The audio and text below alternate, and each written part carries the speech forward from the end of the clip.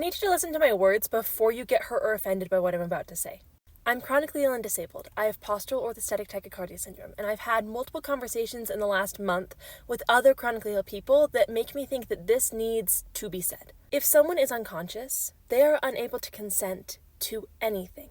If you do not have express permission to touch this person's body in any specific way, if you have not been given permission while they were conscious and responsive, you are not allowed to assume consent because they are unable to say no. Now, if you're going to willfully misunderstand me, you will take that as, oh, so if I see someone who is unconscious, I am not allowed to try and help. And of course that is not what that means. That just means that you are not allowed to assume sexual consent. My cute chronically ill friends, if you are a faint risk, if you know that there is a possibility that you will lose consciousness, it is your responsibility as steward and owner of this body to communicate that with people who are safe before you are in an emergency situation. It is your job to find good, supportive, safe people.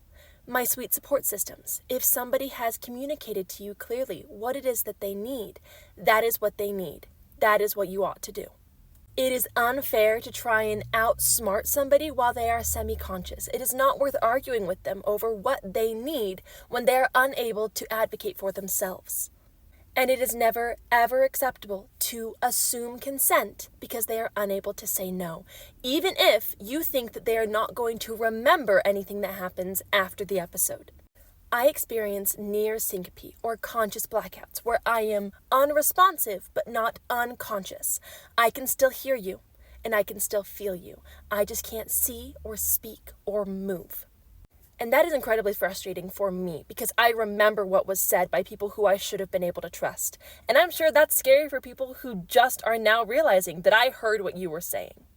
I have had conversations with sweet chronically ill friends who have had similar experiences where they should be able to trust these people, and they end up having an episode and hearing the jokes that are being made. That is not a joke. That is a comment about sexual assault, and that is never acceptable or funny. If somebody that you claim to love is in need of help, that is the time for you to be a knight in shining armor. That is not the time for you to start making sexual jokes about this person and their body because they are unable to say no. There are good people out there, I swear. There are safe people, there are trustworthy people, and you deserve to feel safe in your body and with your support system. Okay, I love you, bye.